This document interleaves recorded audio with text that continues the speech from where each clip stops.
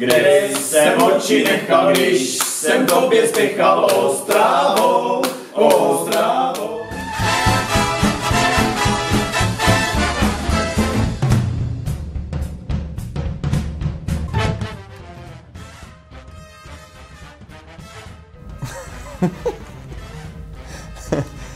Takový pískle. Dokonce bych řekl, že dívám se na sebe, ale řekl bych, že spíš takový jako idiot, jo.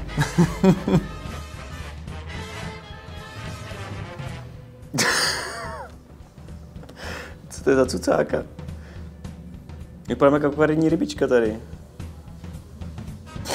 To je hrozný.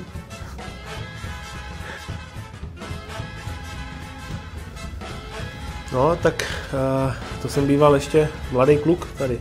Myslel jsem si, že jsem dospělý, když jsem měl tady tu bratku dole. To mě dělalo mužem. Ale teď, když se podívám do zrcadla, tak podívám se na tu fotku, tak jsem byl asi pěkný ocas.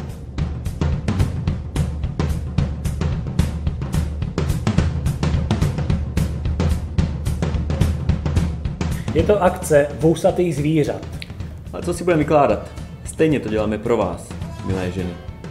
Chlapi, s váma počítáme.